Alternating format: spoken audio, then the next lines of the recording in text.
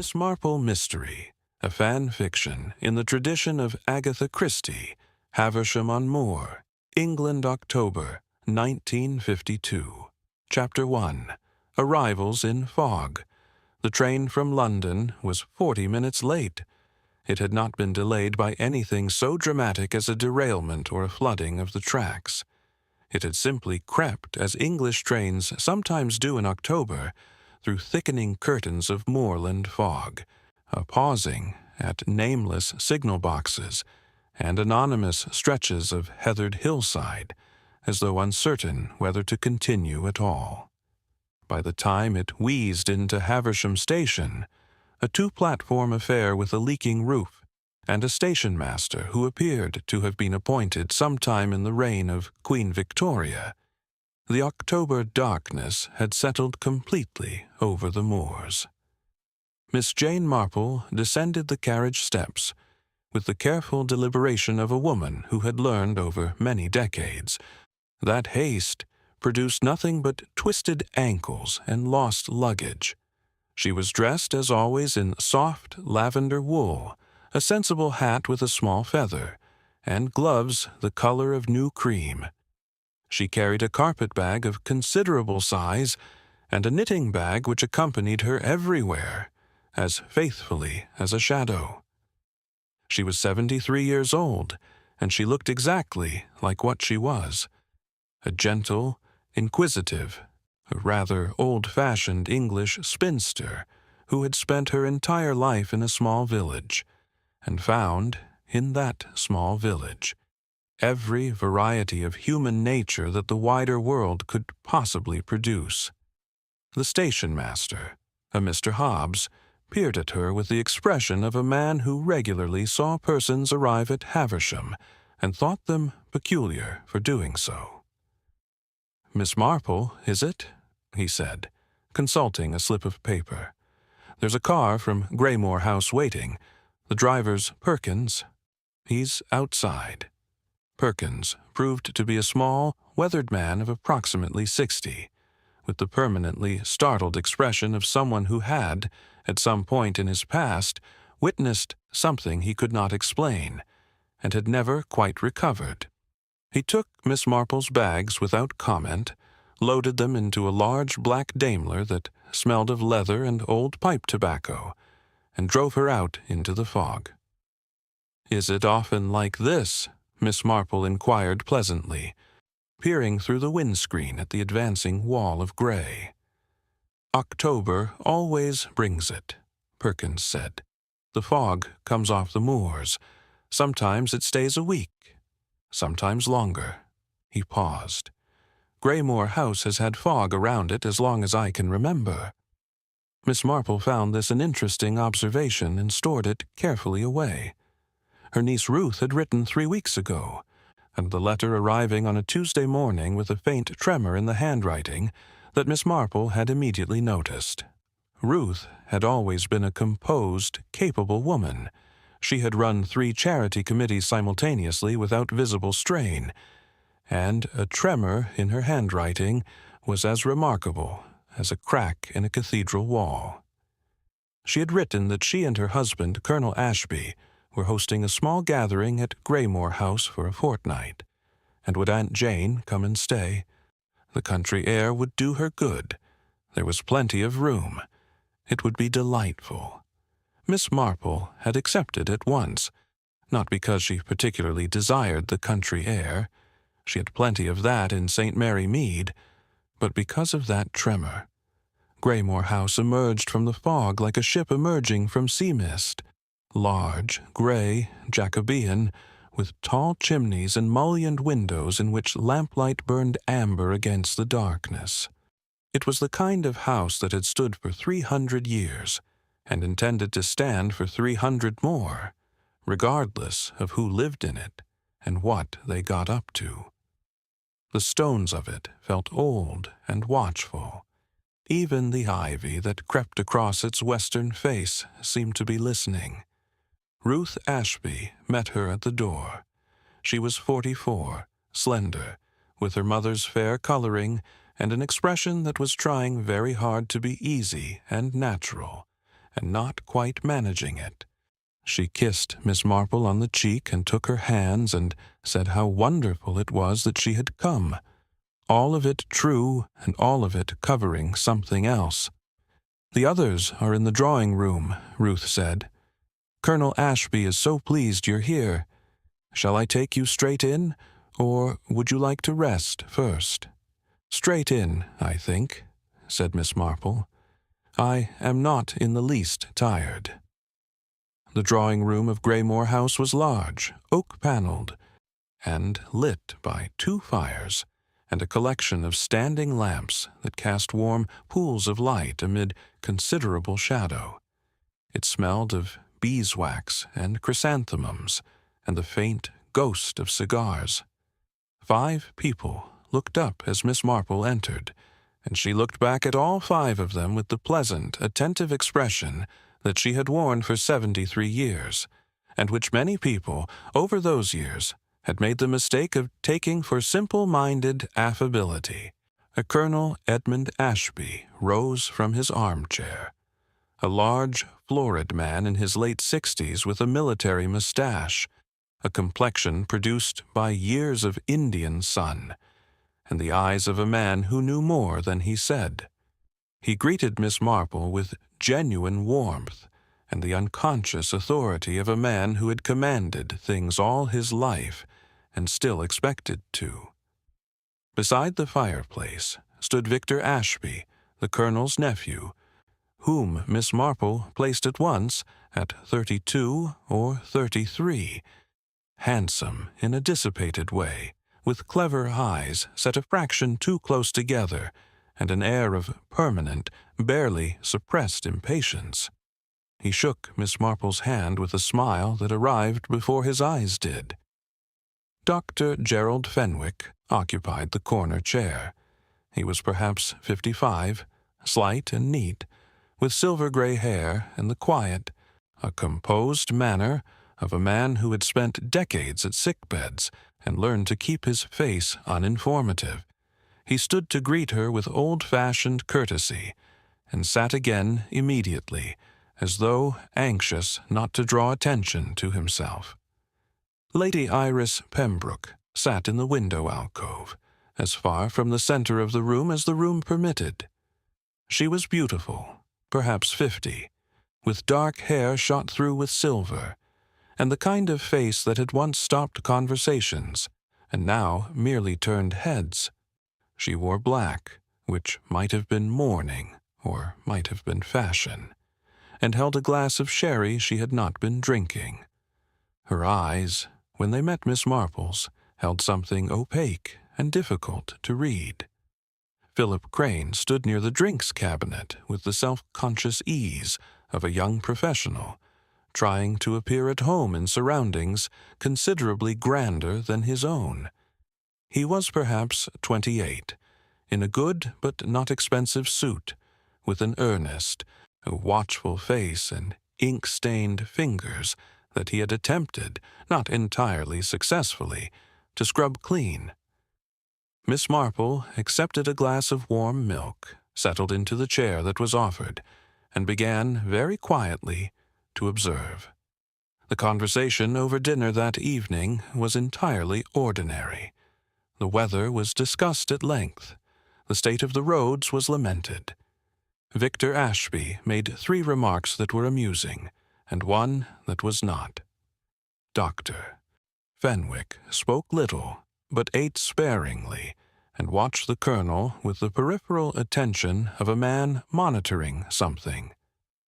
Lady Iris sat between Philip Crane and the Colonel, and spoke to both of them about subjects that meant nothing, while her eyes moved occasionally to the doorway, as though expecting, or dreading, someone else to come through it.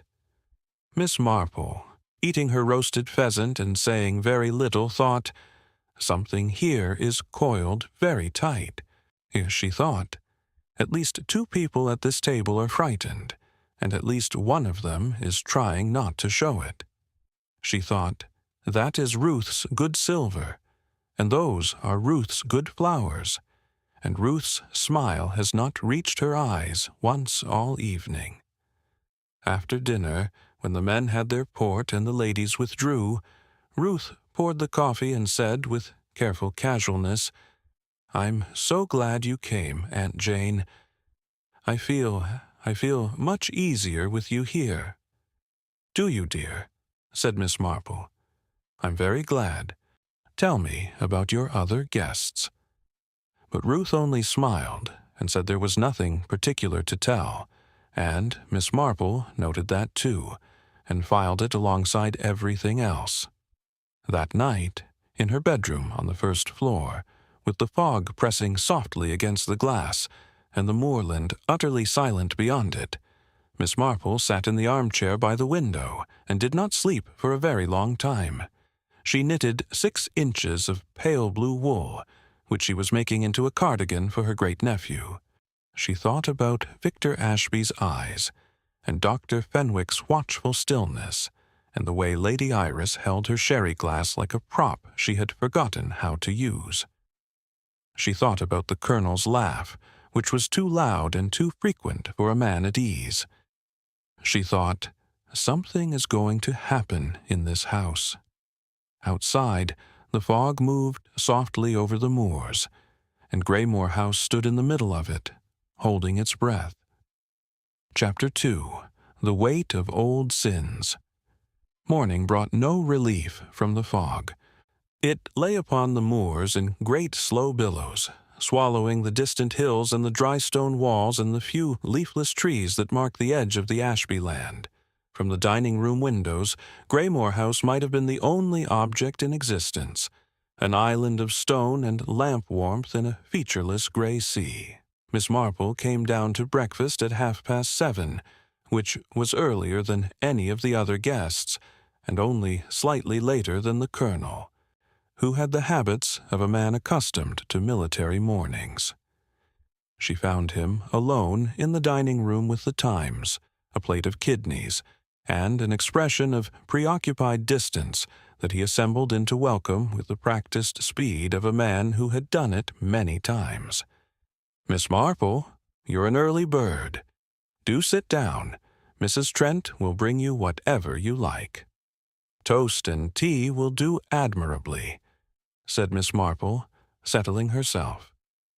She let the silence breathe for a moment, comfortable and unchallenging, the silence of two people who were not obliged to perform for each other. Then she said, "What a very handsome house this is. How long has it been in your family?" The Colonel's expression shifted almost imperceptibly. "My wife's family, strictly speaking, the Harland family. Ruth's grandfather built it. I came to it by marriage." "Ah," said Miss Marple, "that must give it a particular feeling, coming into someone else's family home." "It's home now," the Colonel said, with a firmness that was fractionally too emphatic, as though he were answering an argument that had not been made aloud. Nora Twigg brought the toast. She was a small, bony woman of perhaps 65, with the careful movements of someone who has learned to make herself invisible, and the bright, quick eyes that sometimes appear in people who have spent a lifetime listening from the edges of rooms. She set the toast and the teapot before Miss Marple with wordless efficiency, and retreated to the door. "Thank you, Nora," said the Colonel, without looking up. Nora Twigg paused at the door, not long enough to make it remarkable, perhaps a single extra second, and went out. Miss Marple poured her tea and said pleasantly, "Your housekeeper has been with you many years, I think?" "Nora, 22 years." The Colonel set down his newspaper. "She came with the house, in a manner of speaking, was housekeeper to Ruth's grandfather, devoted to the place, devoted to Ruth." He paused. "She's always been reliable." The qualification surprised her. Not the word, but the weight of it. Always been, as though reliability were something that had recently required affirmation rather than assumption. The other guests appeared between 8 and 9. Victor arrived first, looking as though he had slept badly and was irritated about it, and consumed 2 cups of coffee with the focused intensity of a man fueling a mechanism. He sat directly across from Miss Marple, and made no attempt at conversation beyond a brief good morning, which Miss Marple returned with equal brevity, and a smile of such settled kindliness that he appeared faintly disconcerted by it. Philip Crane came next, carrying a leather satchel which he placed with some care beneath his chair. He ate quickly and efficiently, the breakfast of a man who thinks of food as fuel and is accustomed to working hours. He said nothing directly to the colonel, though twice he glanced at him with the uncertain expression of a man who has something to say and has not yet decided when to say it. Lady Iris appeared at 8:30, in a morning dress of deep green that made her look simultaneously more real and more theatrical than she had in the lamplight. She accepted coffee, refused food, and sat with one hand resting on the table, the rings on her fingers turning slowly, one by one, as she looked out at the fog. "I had forgotten how completely it closes in," she said, to no one in particular. "We are quite cut off." "The road to Briarton is quite passable," the colonel said. "I did not mean the road," Lady Iris said. Dr. Fenwick was last. He ate a complete breakfast with methodical thoroughness, and spoke in a pleasant, measured way about the history of Haversham-on-Moor, which he appeared to know in considerable detail. He had, he mentioned, spent a summer here some years ago. He was familiar with the village, with the moors, with the particular quality of the October fog. He spoke with the ease of a man on entirely comfortable ground. Miss Marple listened to all of it, the words and beneath the words. After breakfast, Ruth asked if Miss Marple would like to walk in the garden, such as it was in October. They wrapped themselves in coats and went out through the side door into a walled garden that had put itself to bed for winter. Bare rose canes, empty urns, the smell of damp earth and dead leaves. They walked slowly along the gravel path, and for several minutes neither of them spoke. Then Ruth said quietly, "I asked you to come, because I didn't know who else to ask." Miss Marple said nothing, only walked. He has been different these past weeks, since the letter came." Ruth paused. "Philip Crane brought documents pertaining to the estate, a revision of the will. That is perfectly ordinary, perfectly sensible. Edmund is not young, and these things must be arranged." Another pause. "But there were other papers in the packet as well. Old papers, records of some kind. I don't know what they contained. Edmund has not shown them to me, but since he received them he has barely slept. He sits in his study for hours. He barely speaks at dinner." She stopped walking, "and he has written 3 letters in a week, which is extraordinary for Edmund, who never writes letters if he can possibly avoid it." "Do you know to whom the letters were sent?" "One to his solicitor in London, one I couldn't read the address, and one—" She hesitated. "One to Dr. Fenwick. 3 days before he invited Dr. Fenwick to stay." Miss Marple glanced at a bare rose cane, from which 2 last brown petals clung with the tenacity of small miracles. "And had Dr. Fenwick visited here before? Previously, I mean?" "Not in the 9 years we have been married.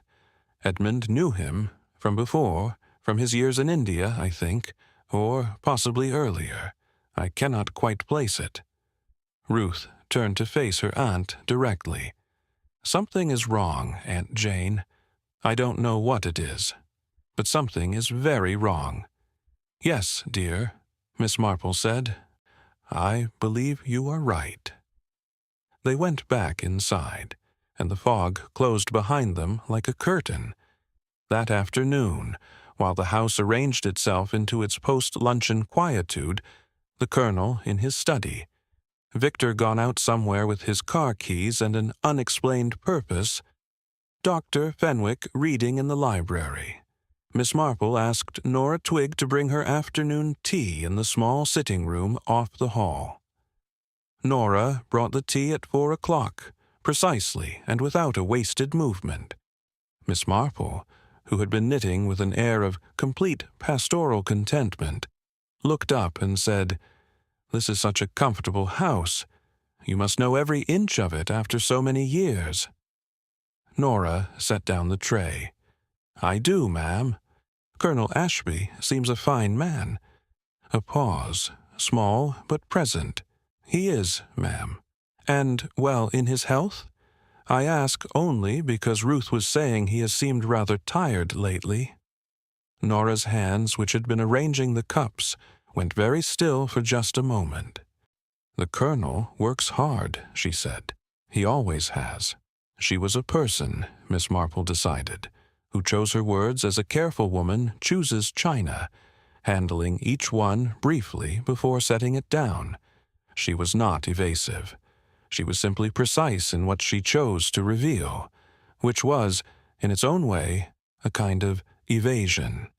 "Quite so," said Miss Marple warmly, and poured her tea and asked Nora about the garden, and watched the woman relax by precise increments as the conversation moved to safer ground. After Nora had gone, Miss Marple sat very still, the knitting needles quiet in her hands. She thought about old papers and old letters and old sins.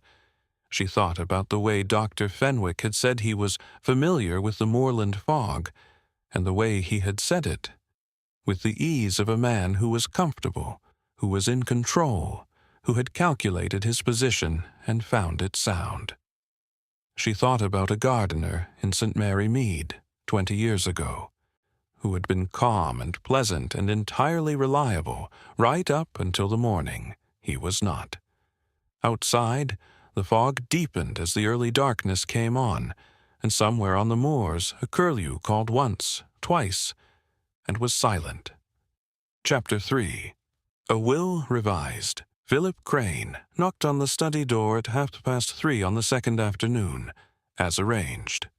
He had been at Greymoor House for 3 days, and had spent most of that time in a condition of nervous suspension, waiting to complete the business he had been sent to complete, unable to complete it, while the household moved around him in patterns he did not understand and was not equipped to read.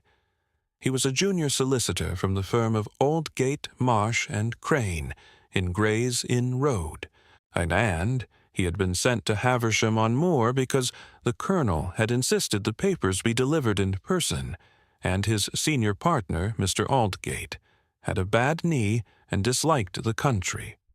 Philip had the impression, not uncommon in the young, that he was in the middle of something without knowing what it was. The Colonel called him in.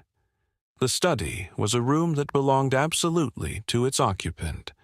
Leather-topped desk, ranks of military histories, regimental photographs in silver frames, a tiger-skin rug of some antiquity before the fireplace.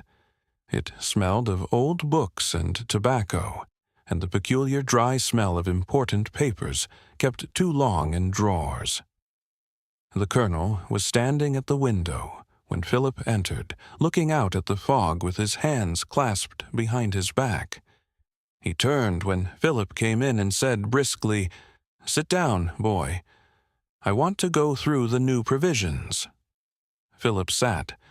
He opened his satchel and removed the documents with the practiced efficiency of a man who has rehearsed the gesture. "The revisions to the primary bequest are as you instructed, sir. The Haversham estate and the majority of liquid assets passed to Mrs. Ashby. The secondary provisions for your nephew Victor remain largely as before, with the reduction you specified, from 30 to 15% of the residual estate." The Colonel made a short sound that might have been a laugh. "He won't like it." "I imagine not, sir." Victor has been expecting to inherit considerably more than he will receive." The colonel moved to his desk and sat.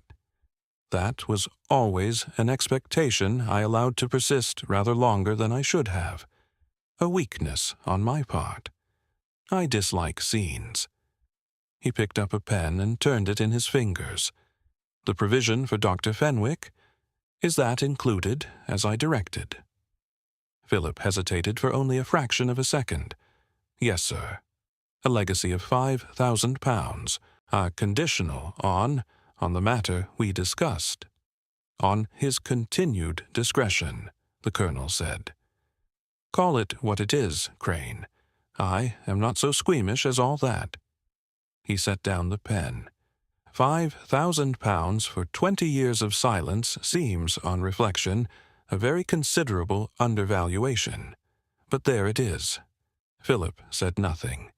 He had been a solicitor for 4 years, and had learned that silence was usually the correct professional response.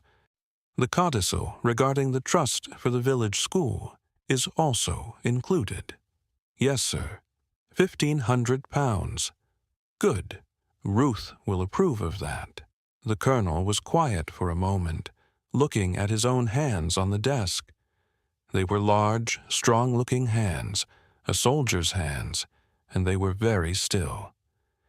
"There is one additional matter, Crane. The papers that came with your packet. The estate records from Aldgate's archive. The ones from 1931. "Yes, sir. I want copies made of 2 specific documents. I want one copy sent to my personal solicitor, Harrington, in Manchester, and I want the originals retained here in the household safe." He met the young man's eyes. "I expect you understand the reason for this." "I believe I do, sir," Philip said carefully. What Philip Crane understood, and what he had been trying very hard not to think about too directly since he had arrived at Greymoor House, was this: the papers from Aldgate's archive, which he had pulled for completeness, along with the estate documents, contained, among other things, the certificate of an inquest conducted in 1931 into the death of one Captain James Ashby, the colonel's younger brother. The verdict of that inquest had been natural causes. The attending physician had been one Gerald Fenwick, then a young doctor barely 3 years qualified, and there was a second document, a private letter, unsent, found among the papers of the late Mr. Aldgate Sr., which suggested, in careful, legal, oblique language, that someone had raised questions about that verdict at the time, and been, for reasons unstated, persuaded to let the matter rest. Philip Crane was 28 years old, and he had spent those 28 years being a straightforward and honest person. He was finding it unexpectedly difficult to remain so in the present circumstances. "I'll have the copies made this evening," he said. "Thank you," said the colonel. He seemed to relax marginally, like a bridge under a weight that has not yet exceeded its tolerance.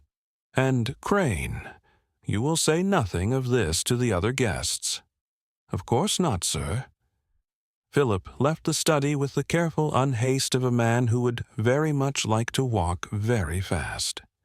He crossed the hall, intending to go directly to his room, and nearly collided with Miss Marple, who was emerging from the small sitting room with her knitting bag and the expression of someone who has been entirely uninvolved in anything. "Oh, I am sorry, dear," Miss Marple said pleasantly. "I wasn't looking where I was going. These passages are rather dark, aren't they?" "They are, rather," Philip said. Miss Marple looked at him with mild, interested eyes, the eyes, he thought, of a person who is genuinely curious about the world, and always had been, and never found it exhausting. "Have you been seeing the colonel? I hope the estate business is going well." "Quite well, thank you," Philip said. "How nice," said Miss Marple. Estate matters are so important to get right, aren't they? My own affairs are very simple. One hardly needs a solicitor at all.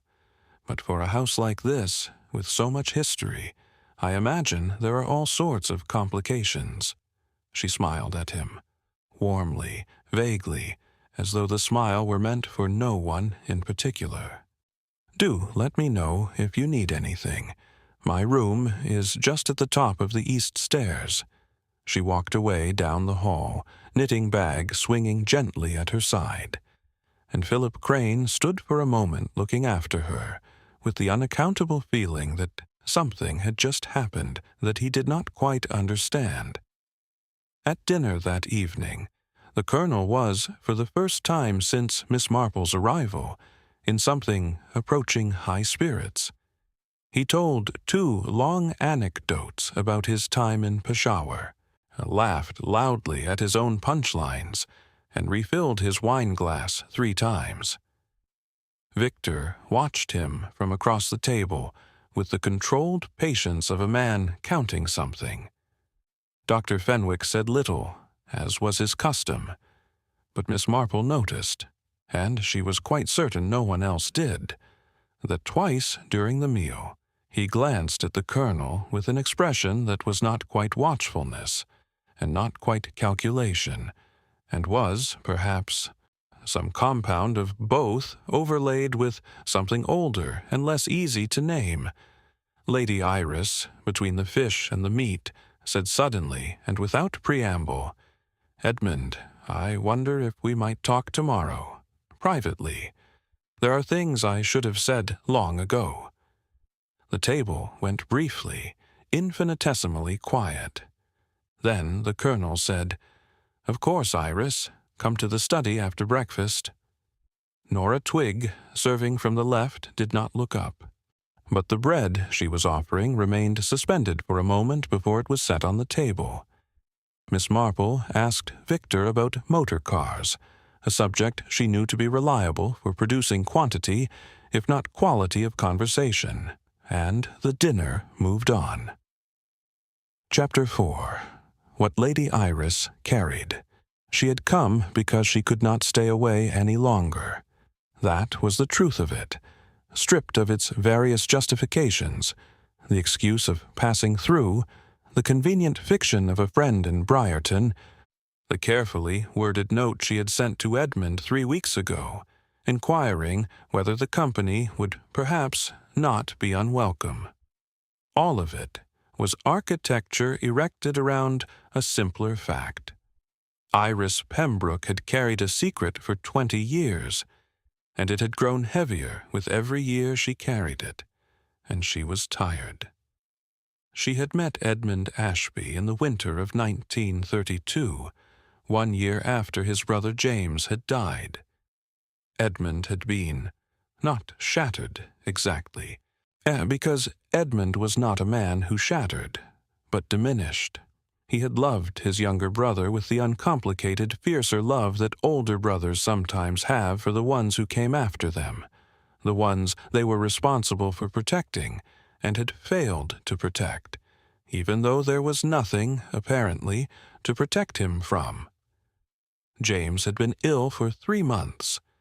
He had been under the care of Dr. Gerald Fenwick, who was young and brilliant, and had come with impeccable recommendations.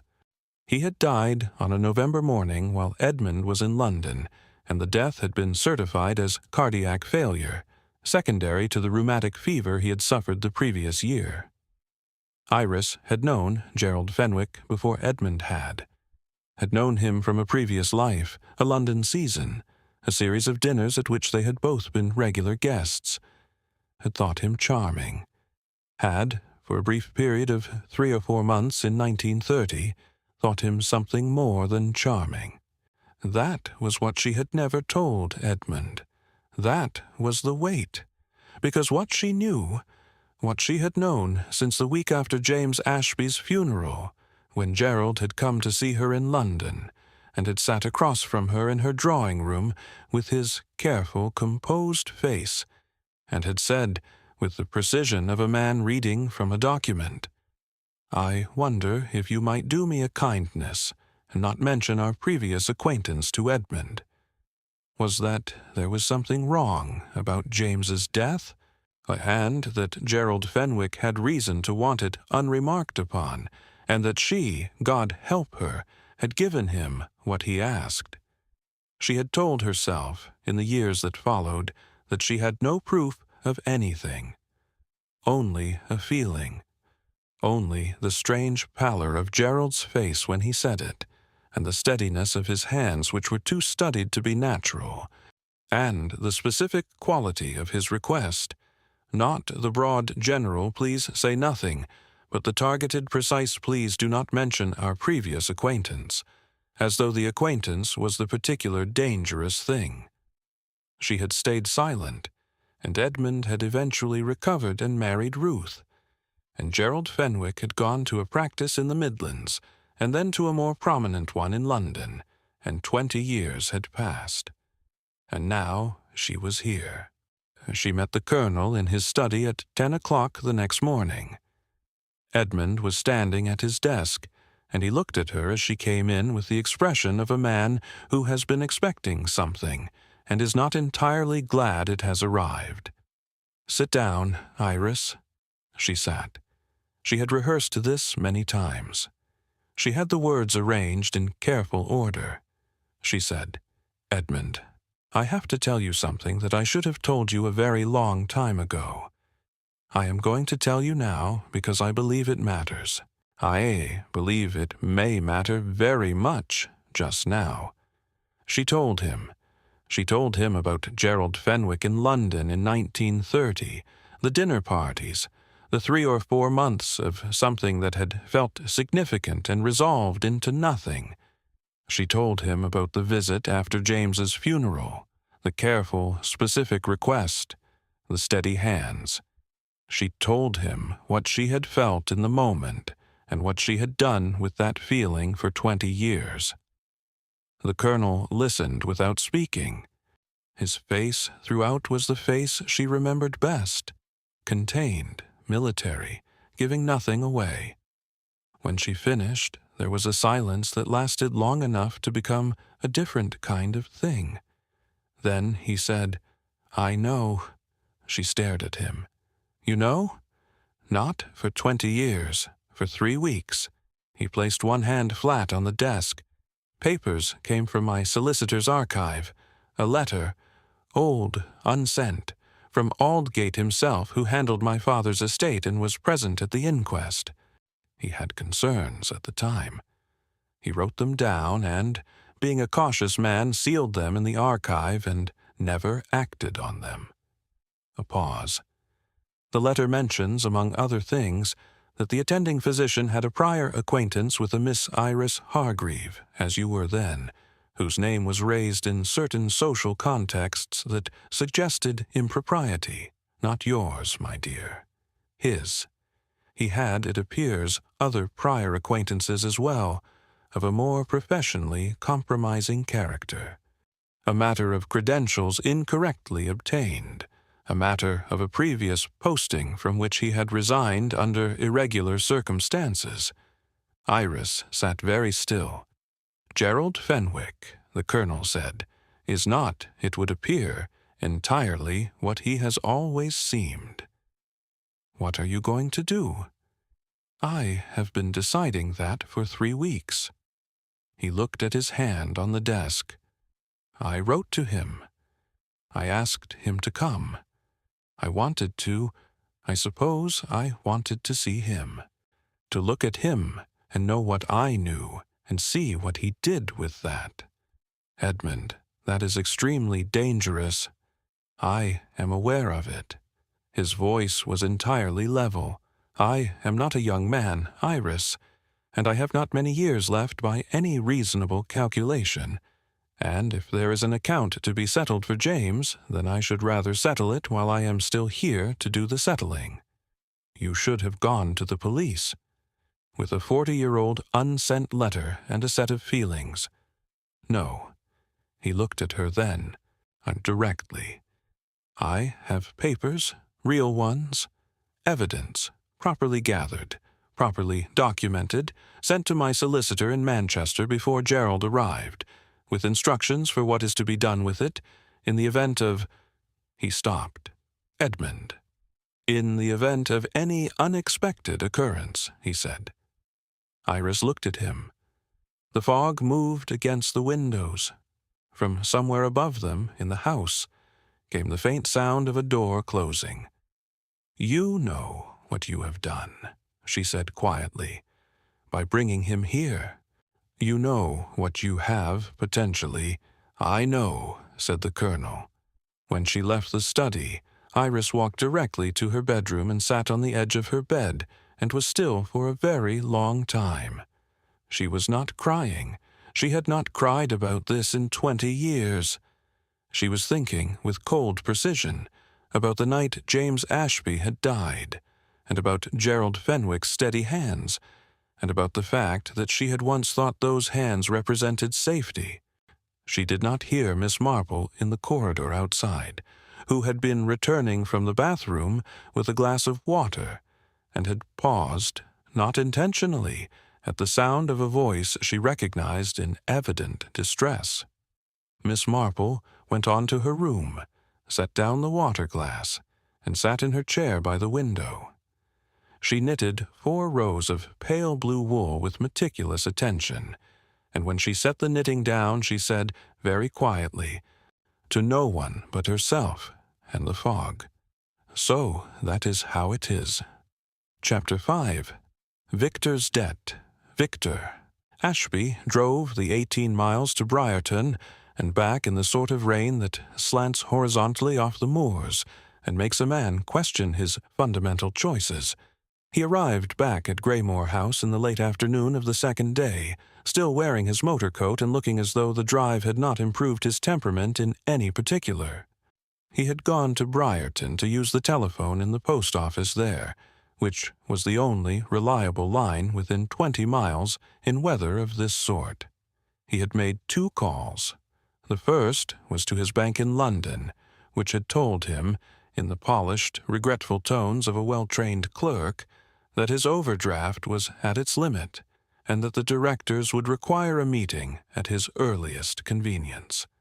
The second was to a man named Stanton in Mayfair, who handled certain financial arrangements of an informal character, and who had said rather less politely that the matter they had discussed could not be deferred any further, and that certain interested parties were becoming impatient. Victor had driven back in the rain thinking about £42,000, which was, in broad terms, the distance between his current circumstances and any version of those circumstances that he could describe as comfortable. He had been expecting the inheritance all his life, not metaphorically, literally. From the age of 16, when his father had died and left him nothing but debts and an uncle who took him in out of duty, Victor had understood that Greymoor House and the Ashby estate would one day be his. It had been the fixed point around which he had organized his entire adult existence, the borrowings, the investments that had not worked, the life he was living on, credit against a future that was simply a matter of patience and time. And then Philip Crane had arrived with his satchel and his ink-stained fingers and his expression of careful professional neutrality, and it had become apparent within the first 24 hours, from the way the colonel looked at him, from the things the colonel did not say at dinner, from the occasional silence that fell when Victor entered a room, that something had changed. He changed out of his motor coat and went down to the library, where he found the only person he had any interest in speaking to, which was Miss Marple, who was sitting by the window with her knitting and looking, as always, as though she had been there a pleasant while and found it agreeable. Victor Ashby was not in the habit of confiding in elderly spinsters, but he was cold and out of sorts, and the library fire was good, and Miss Marple had the quality, unusual, he was beginning to find, of saying nothing when nothing was the appropriate response. He sat down, accepted the decanter she indicated, and poured himself a substantial whiskey. "Beastly day," he said. "Very," Miss Marple agreed. He looked at the fire for a while. "You've known my Aunt Ruth a long time, I take it." "Since she was a small child," Miss Marple said, "she was always a steady, sensible person. I am very fond of her." "She married a steady, sensible man," Victor said, with an inflection that might have been admiration, and might have been something else. "My uncle has always known exactly what he wanted, and moved toward it without particular regard for anyone in the path. Soldiers are sometimes like that," Miss Marple said mildly. "It is, I suppose, a useful quality in a soldier." "Useful." Victor turned his glass. "He took me in when my father died. I was 16. I have always been grateful for that. I have always been available. When he needed something managed, a difficult conversation handled, a piece of business attended to, I was available." He paused. "I did not do any of it for the money. I want to be clear about that." "Of course not," said Miss Marple. Victor looked at her sharply, detecting possible irony, and found only serene agreement. He relaxed by a degree. "I have made some poor investments," he said. "This is not a secret. My uncle knows. We have spoken about it." Another pause. "I had expected, I had understood that certain provisions had been made, that the estate would, that I would not be left." He stopped. Miss Marple said nothing. "I don't suppose you know what's in the new arrangements," Victor said with studied carelessness. "I don't," said Miss Marple, "though I imagine Mr. Crane does." "Yes." Victor drained his glass. "I imagine he does." He stood, straightening his jacket with the movements of a man reassembling a presentation he has allowed to lapse. "The trouble with this house," he said, and then stopped, as though he had been about to say one thing and decided on another. "The trouble with this house is that it knows everything and says nothing." "Old houses are often like that," Miss Marple said pleasantly. After he had gone, she sat a little longer with her knitting, watching the fire. Victor Ashby was not, she thought, a wicked man. He was a weak man with a weak man's specific dangers, the capacity to do something terrible, out of need rather than malice, which made it no less terrible, and in some ways more. He owed money, that was clear. Substantial money from the set of his shoulders and the particular quality of his preoccupation. He was expecting less than he had counted on. He was desperate in the patient, chronic way of someone who has been desperate for long enough that it feels like a normal state. She thought about the Colonel's study, where papers were kept that concerned the revised will. She thought about the Colonel's mention of the safe, which she had heard indirectly, in the way one hears many things in old houses when one is quiet and pays attention. She thought about Victor's car keys and the 18 miles to Briarton and the one telephone that worked. She thought, he is not the danger here, but he might, without knowing it, become part of it. That evening, at dinner, the Colonel announced that he would be working late in his study and did not want to be disturbed before morning. He said it pleasantly, as an informational statement, and went on to talk about something else.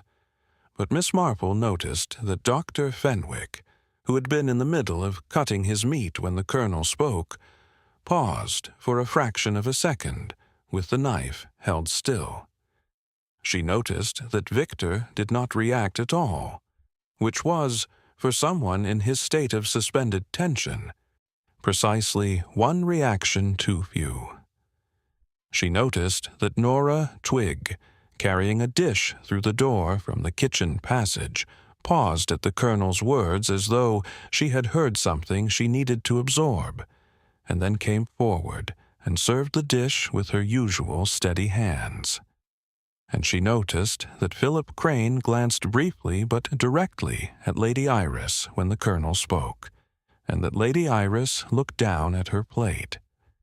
After dinner, when they had their coffee in the drawing-room, Miss Marple said she would take hers in her bedroom, as she was rather tired. She took the coffee, went upstairs, set the cup on the nightstand untouched, and sat in her chair by the window in the dark to listen to the house. The fog outside was the thickest it had been. Below her, at 11 o'clock, she heard a door, the study door, she believed, open and close. Footsteps in the hall. Then silence. At 11:30, she heard something else. She was not entirely certain what it was. A small sound, almost at the threshold of hearing, from the direction of the study. She sat forward in her chair. Then the house was quiet again. At 2 o'clock in the morning, the screaming began. Chapter 6. The Body in the Study. The scream was Ruth's. Miss Marple was on her feet and out of her room before the echo of it had fully resolved. She was, for a woman of her age, surprisingly rapid when rapidity was warranted. She came down the east stairs in her dressing gown, sensible slippers, and the particular state of acute alertness that she had worn many times over the years, the clarity that came when confusion became worst, the moment when other people went to pieces, and Miss Marple went quietly and with her full attention to work. The study door was open. Ruth stood in the doorway, both hands pressed to her mouth, her face the color of the fog outside. Inside, beyond her, the lamp on the desk was burning, and Colonel Edmund Ashby was in his chair, and he was dead. Miss Marple put her hand on Ruth's arm firmly and moved her gently but definitively to one side, and went into the study. The Colonel was seated at his desk in a posture that was, from a distance, almost natural. A man who had fallen asleep over his papers, perhaps, or paused in his reading. But his face, when she reached him, was wrong in the specific ways that faces are wrong when the life has gone out of them suddenly. His color was off. Not the gray of natural death, but a faint congestion that told of something acute. His right hand was beside the desk blotter. His teacup sat at the left of the blotter, half empty. There was an unfinished letter under his right hand, and beyond it, in the center of the desk, a leather-bound journal that lay open. Miss Marple did not touch anything. She stood for 30 seconds and looked at everything. The arrangement of the desk, the position of the body, the cup, the letter, the open window through which cold fog air moved in slow pulses, the fire which had burned down to ash, the single lamp, the position of the door which had been unlocked. She looked at the floor and at the hearth rug and at the bookshelves. Then she stepped back and turned to the doorway, where by now the household had assembled in various states of undress and disturbance. Philip Crane in a hastily belted dressing gown, very pale. Victor Ashby in trousers and a shirt, his face performing shock with the slight excess of someone who has had a fraction too long to prepare it.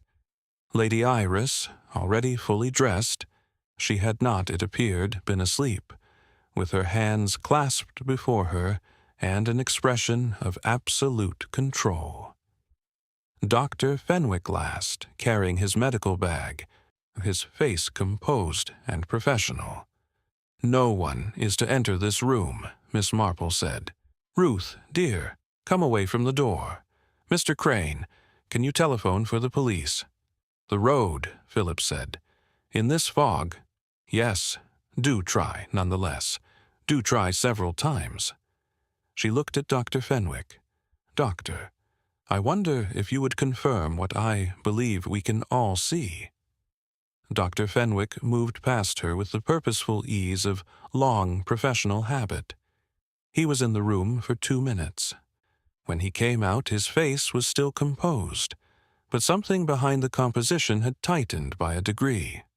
"He's been dead approximately 2 hours," he said. "My initial assessment would be cardiac arrest." A pause.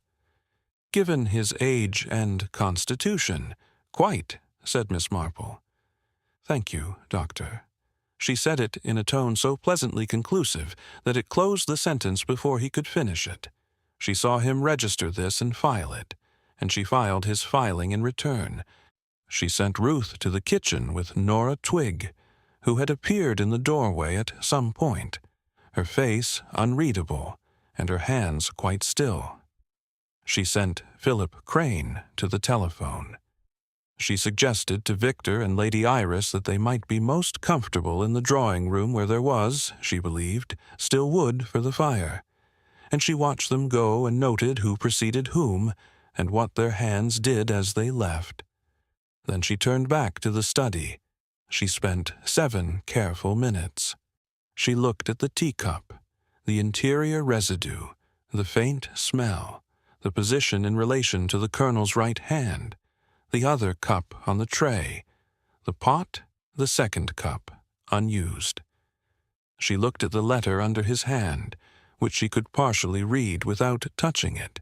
"My dear Harrington, I am writing to ensure that in the event of any—" And then it stopped, the pen resting in mid-sentence, as though he had been interrupted in mid-word.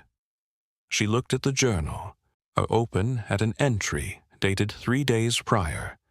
She read what was visible without turning the pages. She noted 3 specific things written there. She looked at the window, unlatched from the inside, the fog coming in through the gap, the sill unmarked. She looked at the ash in the fireplace, where something had been recently burned. Not a large thing, a few pages perhaps, the edges still holding their curl. She looked at the waste bin, and at what was in it, and, more importantly, at what was not. When she left the study and stood in the hall, Philip Crane was returning from the telephone. "I reached the Briarton Constabulary," he said. "They'll come as soon as the road allows. They said possibly by morning." "Morning," Miss Marple repeated. "I'm afraid so." She looked at the hall around her. The dark oak, the ticking clock, the fog light through the fanlight above the front door. Somewhere in this house, she thought, evidence was cooling along with the Colonel's body. In the morning, there would be police and questions, and the particular chaos of official investigation, which was thorough and valuable, and frequently several essential hours behind the facts. "Mr. Crane," she said, "would you be so kind as to sit in the hall, here, in this chair, and ensure that no one enters the study until the police arrive? Do not open the door yourself. Simply ensure." "Of course," Philip said. He sat. Miss Marple looked at him for a moment. He was frightened, genuinely frightened, and beneath the fright was something else, the expression of a person who suspects they know rather more than they should, and is uncertain what to do with that knowledge. She felt a brief, sharp sympathy. "You have been very helpful throughout this," she said gently. "I think you are a good deal more observant than you perhaps let on." She patted his arm once, lightly, and left him to his vigil. She went to the kitchen, where Ruth sat at the table, and Nora Twigg made tea with the fierce, focused energy of a woman, pouring her distress into something useful. Miss Marple sat with Ruth for 20 minutes, saying very little, the quality of her presence doing the work that words would have done less well. Then she said quietly, "Nora, dear, Who made the Colonel's evening tea? Nora set down the teapot. Her hands were still and her face was still, and she said, "I always make the Colonel's tea." "At what time?" 10 o'clock, always 10 o'clock. She paused. "I brought the tray. I knocked. He said, 'Come in.' I left it on the desk." "Was anyone else in the study when you brought it?" A pause. "No, ma'am." "Did you see anyone in the corridor before or after?" A longer pause. Nora Twigg's hands, which had been flat on the kitchen table, turned over once, like a person surrendering something. "Dr. Fenwick," she said, coming from the direction of the study. "He said he had been looking for a book in the library and lost his way in the dark." She said it the way a careful woman says a thing she has decided to say, not easily, but irrevocably. "Thank you, Nora," said Miss Marple. Chapter 7. The Architecture of a Lie. At 4 o'clock in the morning, Greymoor House was all shadow and firelight, and the settling sounds of old timber. Miss Marple sat in the drawing-room with her knitting, and conducted, in the privacy of her own mind, the kind of conversation she sometimes had with herself in the small hours. A sorting conversation. The kind in which one arranges the facts not in order of discovery, but in the order of their actual significance, which are rarely the same thing. Fact: the Colonel was dead. Cause of death as yet unconfirmed, but the appearance of it. The congestion, the sudden collapse, the half-finished letter, the absence of any sign of struggle, was consistent with a rapidly acting poison administered in something ingested. The tea was the obvious vehicle and the most probable one. The teacup would be tested when the police arrived. Fact: Dr. Gerald Fenwick had been in the vicinity of the study between 10 o'clock, when Nora brought the tea, and whatever time the Colonel died, which Dr. Fenwick had estimated at approximately midnight. He had a medical bag. He had knowledge of pharmacology far in excess of the general population. He had, according to the papers Philip Crane had inadvertently helped unearth, a specific, serious, and potentially criminal reason to want the Colonel silenced. Fact: Nora Twigg had seen Dr. Fenwick near the study. She had reported this, slowly and with reluctance, but she had reported it. Why had she hesitated? Miss Marple set down one needle and picked up the other. The hesitation was interesting. Nora was not a woman who hesitated out of fear of speaking. She had the quality, common in old-fashioned domestic servants, of a person who would say hard things plainly when she judged it necessary. The hesitation was more likely the hesitation of a person managing competing loyalties, a reluctance to say something that might harm someone she cared for, balanced against a stronger obligation not to stay silent. Who, then, did Nora care for? She had been with the house 22 years. She had been housekeeper to Ruth's grandfather before that. Her loyalties were to the Harland family, to Ruth, fundamentally, and to the house itself. Not to Edmund Ashby, who had come to the house by marriage. Not to Victor, the nephew by blood, who presumably had no personal claim on her affection. And not to any of the guests. She had protected something with her hesitation.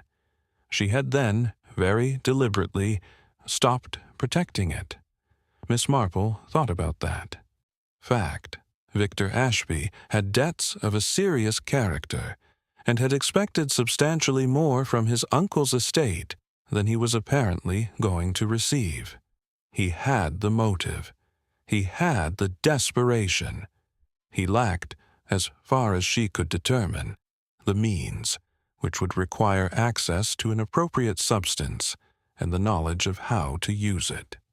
Victor was not, so far as she could judge, a man of scientific education. He was a man of the kind who borrows money and attends race meetings and knows everyone in certain London clubs, and does not, on the evidence, read chemistry. But he might have an accomplice. Fact: the burned papers in the fireplace. Someone had burned something. The colonel himself, possibly. The burning of a document before his death would be consistent with a man who was, as he appeared to be, conducting a careful rearguard action, alerting Harrington in Manchester. They're making provisions in the will, writing letters to establish a record, and simultaneously perhaps destroying something he did not want found in the wrong hands.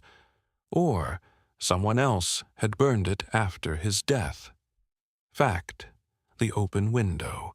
If someone had been in the study after the colonel died, to take something, to burn something, to check that the work was done, they might have entered and left through the window.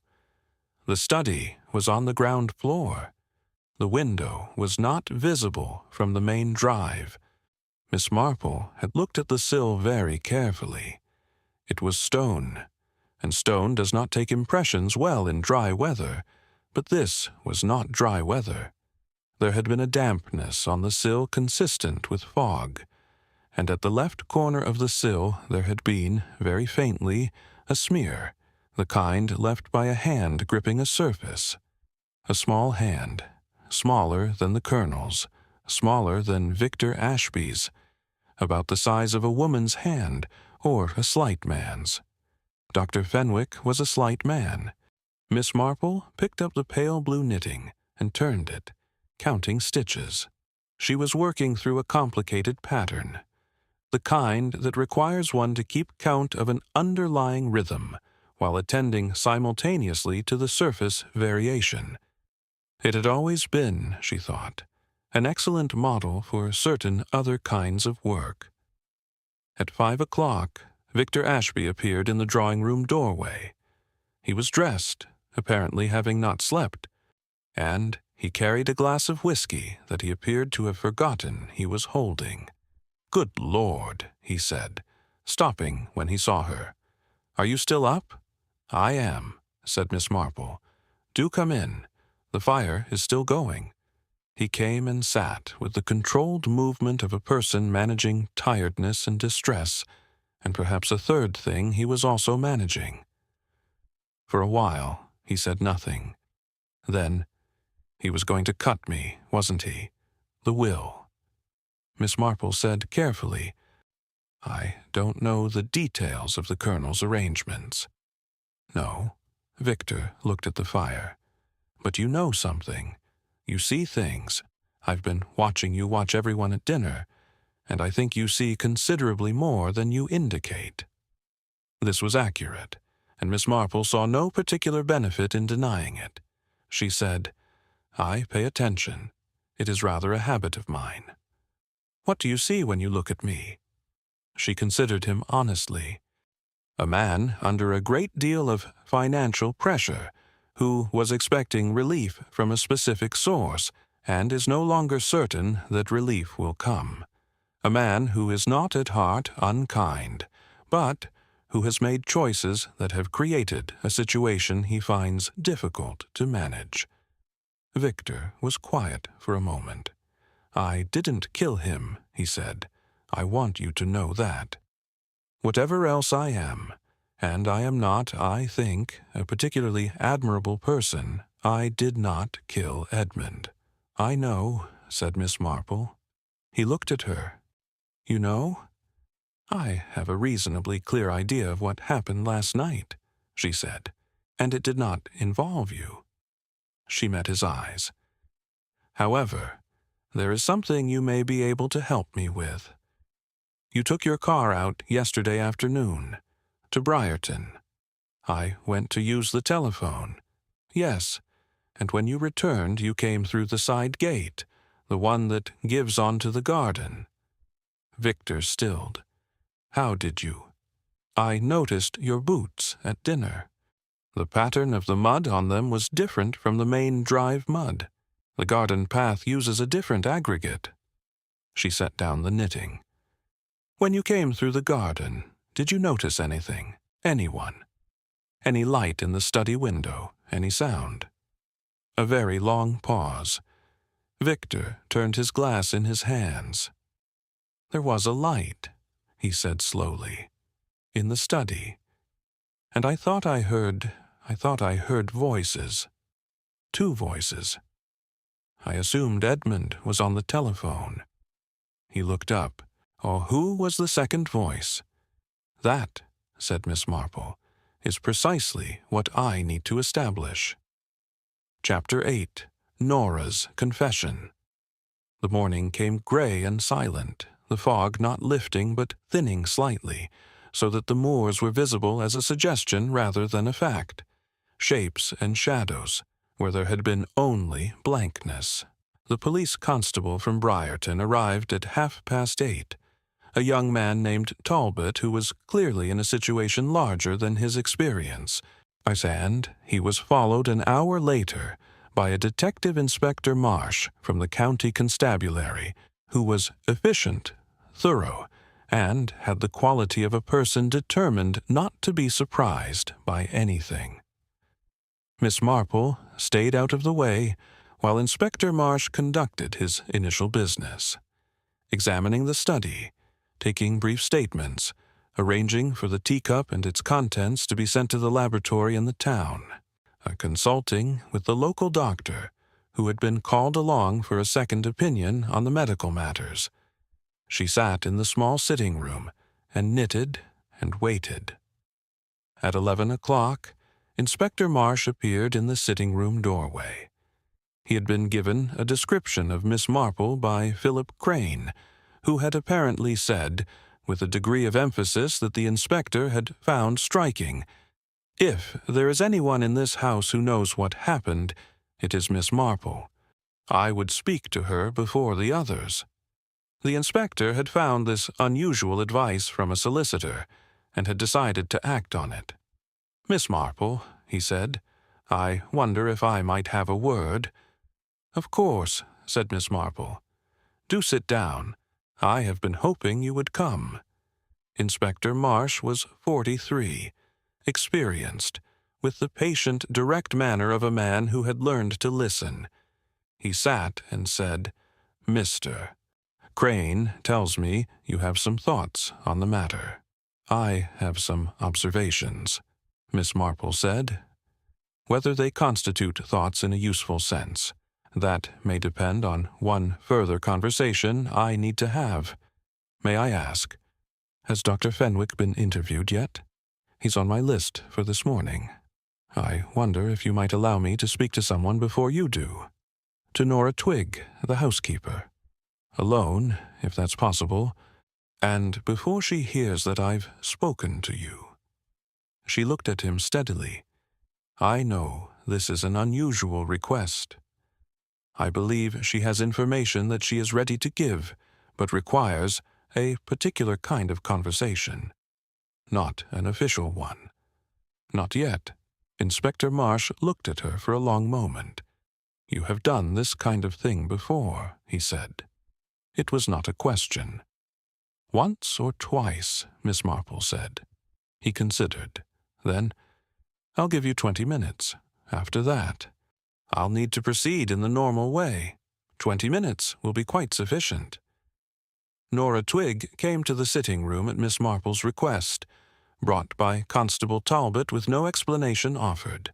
She came in, sat in the chair across from Miss Marple, and folded her hands in her lap with the stillness of a person who has decided, in some interior room, that the time for stillness is over. Miss Marple looked at her for a moment. Then she said, "Nora, how long have you known about Dr. Fenwick?" Nora's eyes did not waver. "Since the evening of his arrival, ma'am. When I saw his face, when I saw how he looked at the Colonel, and how the Colonel looked at him." A pause. "And then I found something." "Tell me." "The second morning he was here, I was cleaning the east guest room, Dr. Fenwick's room. I knocked, and there was no answer, and I went in. He was at breakfast. His medical bag was on the desk, not closed properly. I wasn't prying, ma'am. I wasn't.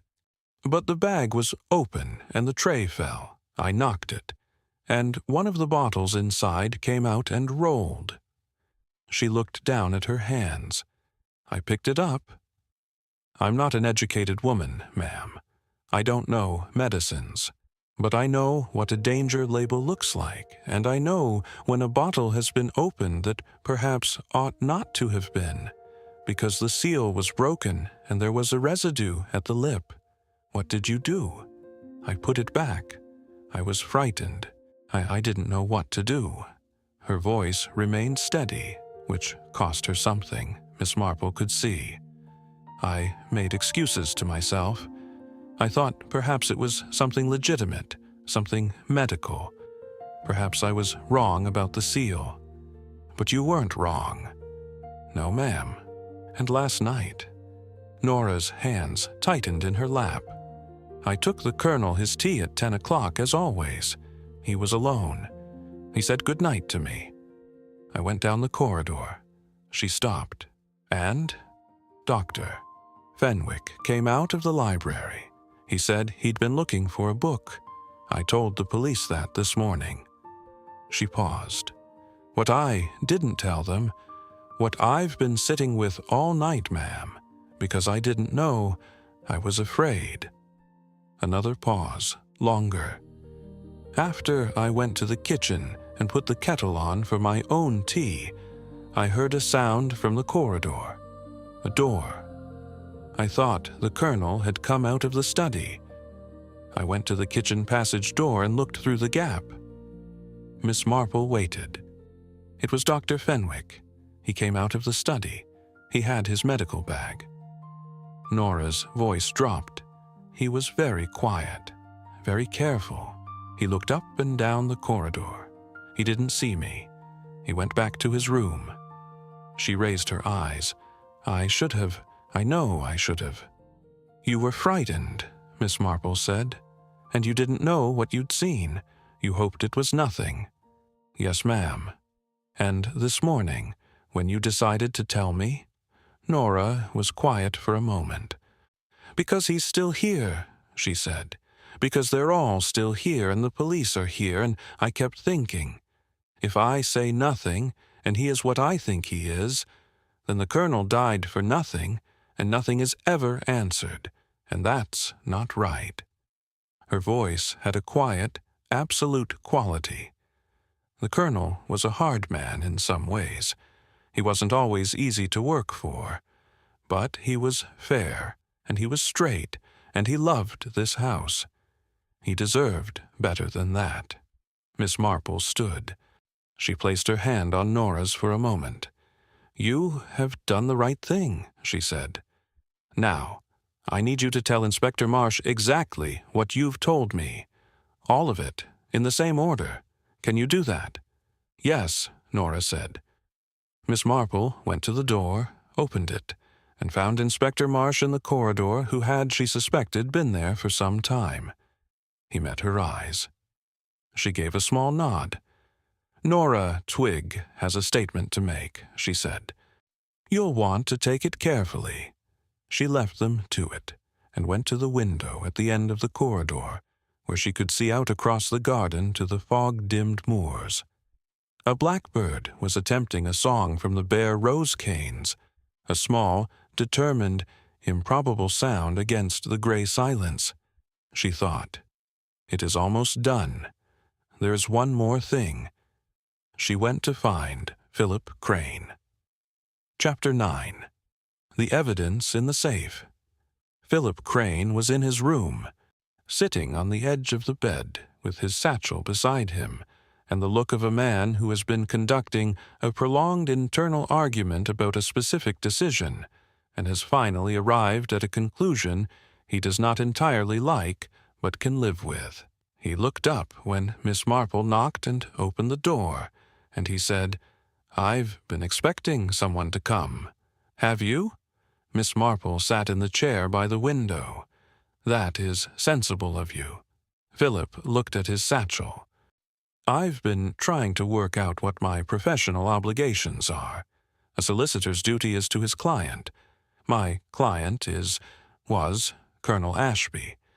His instructions to me were to maintain confidentiality with respect to the contents of the estate documents. He paused. However, a solicitor's duty does not extend to withholding evidence material to the investigation of his client's murder. No, said Miss Marple, it does not. The colonel told me to put the originals in the safe. He gave me the combination. He said, Philip stopped, then continued. He said that in the event of any unexpected occurrence, the contents of the safe should be made available to the appropriate authority. He looked at her steadily. He knew, didn't he? He knew there was a risk. I believe he understood the situation he was in, Miss Marple said carefully. Whether he fully understood the extent of the danger, that I cannot say. Philip nodded slowly. The 1931 inquest papers, he said. The letter from Aldgate Sr., the correspondence between Dr. Fenwick and what appears to be a medical licensing board in Edinburgh in 1929, which raises certain questions about the legitimacy of his initial qualifications. He paused. And a more recent document, a letter from a Dr. Hargreaves in Birmingham, sent to the colonel 4 weeks ago, which describes a pattern of deaths in the Midlands town where Fenwick had his practice for 15 years. 3 patients, over 10 years, all elderly, all wealthy, all dying somewhat ahead of their natural expectation, all under Fenwick's care. The room was very quiet. Dr. Hargreaves, Philip continued, was Fenwick's partner in that practice for the last 3 years of Fenwick's tenure there. He had suspicions at the time, but no proof. When he read, in some medical periodical, a reference to a proposed study of unexplained cardiac deaths in older patients, he wrote to the coordinating physician, who was, as it happened, connected to the colonel through some medical charity board, and the letter eventually found its way to Greymoor House. How old were the 3 Midlands patients? Miss Marple asked. Between 68 and 74. Philip paused. Colonel Ashby was 69. Miss Marple folded her hands in her lap. So it is not only James Ashby, she said. It is a pattern, a long, careful, patient pattern. Yes. Philip's voice was even, controlled, the voice of a man using professional discipline to manage something he found appalling. And the will, the £5,000 legacy to Fenwick, conditional on continued discretion, that was Edmund's attempt to maintain a balance, to hold the situation stable, to buy time while he gathered the evidence together and put it somewhere safe. He did not calculate that Fenwick would act so quickly, or that Fenwick already knew the evidence existed. The letter from Hargreaves, it came through a third party. Fenwick had connections in that medical charity world. It is possible he knew, before the colonel's invitation arrived, that his history was being looked at. So he came here, Miss Marple said quietly, not to be confronted, but to prevent the confrontation from reaching its natural conclusion. Philip Crane stood. He picked up the satchel, held it for a moment, and set it back down. The combination to the safe is 7382, he said. The colonel gave it to me in writing, which I have here. I believe the appropriate course of action is to give this to Inspector Marsh, along with the written instructions the colonel left, and let the legal process continue from there. That is exactly the right course of action, Miss Marple said. She stood as well. Mr. Crane, you are a very young man to have been put in the middle of something like this. I am beginning to feel considerably older, he said, with a brief, rueful smile that was, under the circumstances, rather admirable. That is generally how it works, Miss Marple said. They went together to find Inspector Marsh. The safe was in the colonel's study, behind a panel in the wainscoting that was entirely inconspicuous to anyone who did not know to look for it. Inspector Marsh opened it with the combination Philip Crane provided, and he and his constable went through the contents, while Miss Marple and Philip waited in the hall.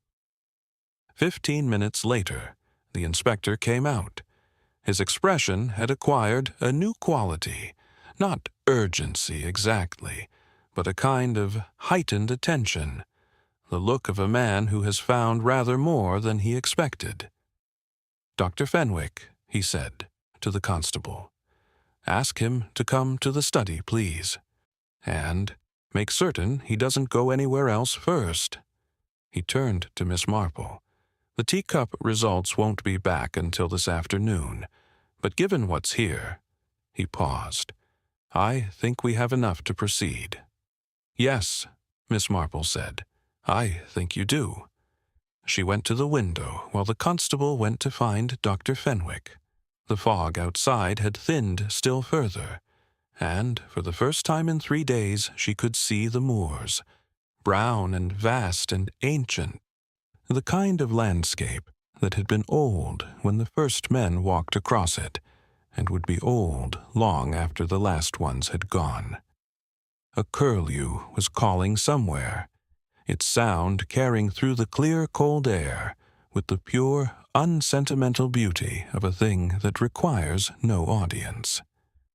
Miss Marple thought about Edmund Ashby, who had been a hard man and a fair one, and who had tried, in the end, to settle the account for his brother in the only way he had left to him.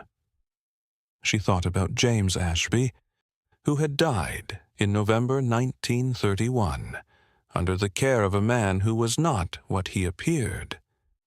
She thought about the 3 unnamed patients in a Midlands town, and the quiet, systematic patience of the wrong that had been done to them. She thought, it is a particular kind of wickedness that, not the wickedness of passion or even of greed in the usual sense, something colder and more deliberate, something that has looked at the helplessness of the old and the ill and found in it an opportunity. The constable had found Dr. Fenwick. From the direction of the study, Miss Marple heard Inspector Marsh's voice, measured and official, begin the process. She did not need to hear it. She went to the kitchen and asked Mrs. Trent if there might be any possibility of a cup of tea. Chapter 10. The fog lifts. The police took Dr. Gerald Fenwick away from Greymoor House at 2:30 on the afternoon of the 3rd day, in a police car that disappeared into the thinning fog and was gone. He went quietly. Miss Marple had not expected otherwise. Men of that particular character, the long patient, the methodically careful, rarely made scenes at the end. The scene, for them, had always been in the execution, which was where their attention and their pride resided. The arrest was merely a logistical event.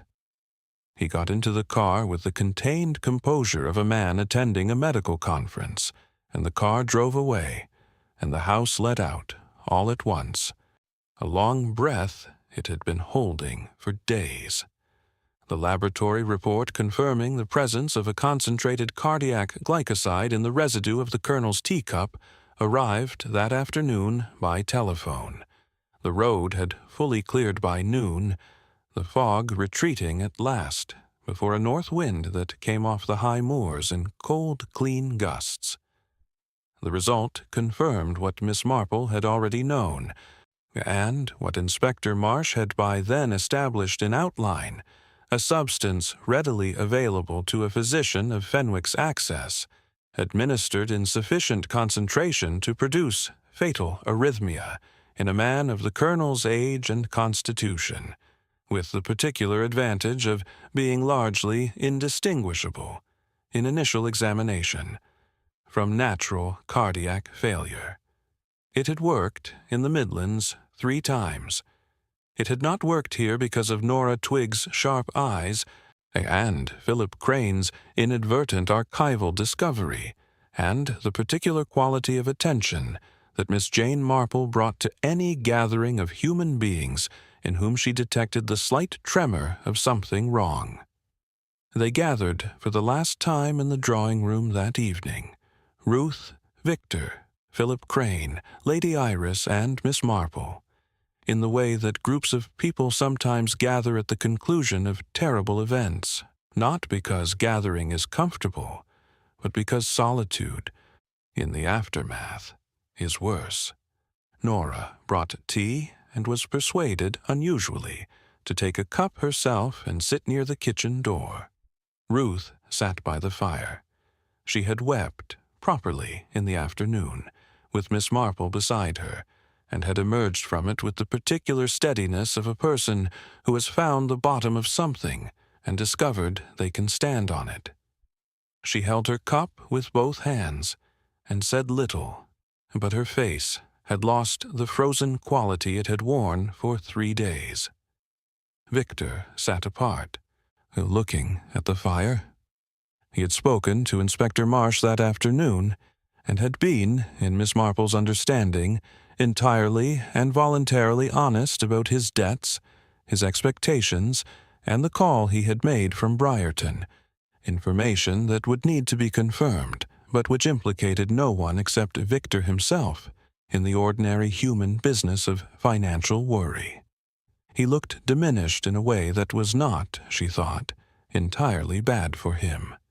The stripping away of a false certainty had left something more actual in its place. Lady Iris sat near the window, where the last light was failing over the moors. She had told Inspector Marsh everything, the full account of Gerald Fenwick in 1930 and 1932 and the 20 years between. She had told it with the directness of someone who has been waiting to put down a weight for a very long time. She looked, Miss Marple thought, lighter. Not happy.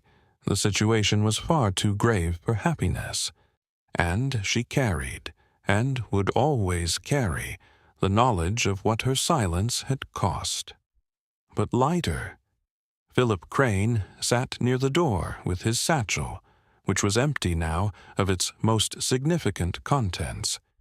He was quiet, the quietness of a young man taking stock of an experience that had required more of him than he had expected, and finding, to his own faint surprise, that he had managed. Miss Marple poured tea for everyone, and sat.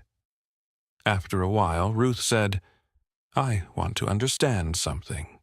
About Edmund." She looked at Miss Marple.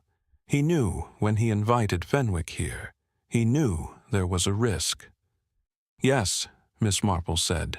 "Why? Why not simply send the papers to Harrington in Manchester and let the police handle it from a safe distance?"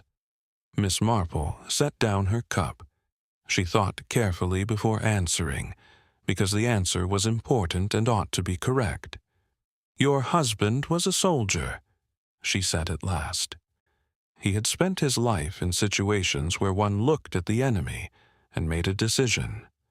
I believe, that he felt he owed it to James to do it directly, to face the man and let him know that James was not forgotten, that someone had come to account for it. She paused. He may also have underestimated the immediacy of the response. He believed he had secured the evidence. He may not have fully reckoned with the speed. He was brave, Ruth said quietly. He was sometimes foolishly brave. He always was. "Yes," said Miss Marple, "he was that." The fire settled, sending up a small cascade of sparks that rose and faded. Outside, the north wind had brought stars, the first in 4 days, appearing now through the cleared air with the solidity of things that have simply been waiting for the obstruction to pass. Victor said, unexpectedly, "I am going to sort my affairs, properly. I know what that means, and I intend to do it." He said it to the fire, not to anyone in particular, but he said it aloud, which was the relevant thing. "That is very sensible," Miss Marple said, in the tone she had used 30 years ago to her nephew Raymond when he said he was going to stop procrastinating about his income tax, and which had on that occasion also been effective.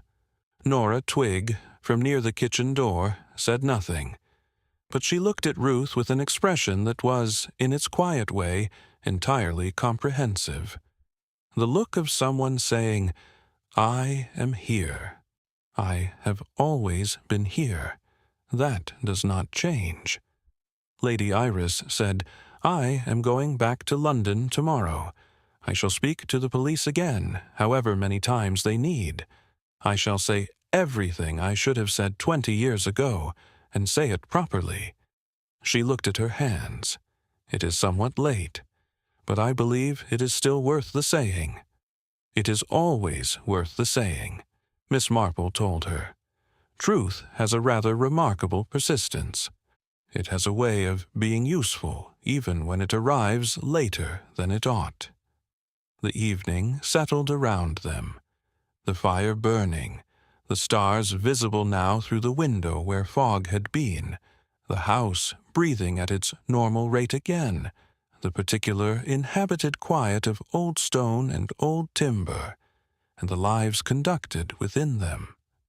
Miss Marple went to bed at 9 o'clock. She packed her carpet-bag in the orderly way she always did, laying things in the proper order for an early morning departure. She brushed her hair, put on her dressing gown, sat in the chair by the window. The moors were clear now, visible in the starlight, enormous, ancient, the grassless brown of late October, the stone walls running across them in lines too old for certainty about their purpose, a place that had been old before anyone wrote anything down about it, and would be old long after the current crop of human complications had been resolved or forgotten. She thought, "It is a very particular talent for self-deception, what Fenwick had. Not the evil of it. There is no mystery in the evil. The world has always produced people of that particular cast. But the self-narrative, the story a man like that tells himself about what he is doing, how he maintains the surface, how he continues to present as respectable, useful, kind, while something quite different operates beneath the presentation. She thought, the village teaches one this. St. Mary Mead, which from a distance looks entirely simple and safe, contains every variety of human nature in concentrated form. The postmistress who was not what she seemed, the retired school teacher with his double life, the perfectly pleasant woman who had been doing something unspeakable for 15 years that no one thought to look at, because looking at it required abandoning the assumption of pleasantness. One learned, in a small village, to look at the thing itself rather than the story the thing tells about itself. One learned that the story is sometimes true, and sometimes is precisely what it is designed to be, a distraction from the truth. She had looked at Gerald Fenwick, and she had seen through the story. Miss Marple picked up her knitting. She counted the rows, 47, which was nearly enough for the body of the cardigan. She would finish it on the train tomorrow if the train ran on time, which in October it probably would not. She looked out at the moors and thought about James Ashby, dead in November 1931, and about Edmund Ashby, dead 3 nights ago, and about the 3 patients in the Midlands whose names she did not know. She thought, they are answered for now. Not undone. Nothing undoes the irreversible, but answered for. It was not enough. It was never quite enough. But it was what there was, and it was considerably better than silence. She turned off the lamp and sat a little while longer in the dark, looking at the stars over the moors, which were very bright and very cold and entirely indifferent and very beautiful. Then she went to sleep. She was on the platform at Haversham Station the following morning at 7:30, carpet-bag in hand, knitting bag over her arm, her lavender coat buttoned against the October chill. The station-master, Mr. Hobbs, appeared at the platform door and said the 7:52 was running 12 minutes late due to a signal issue outside Briarton. "Thank you," said Miss Marple pleasantly.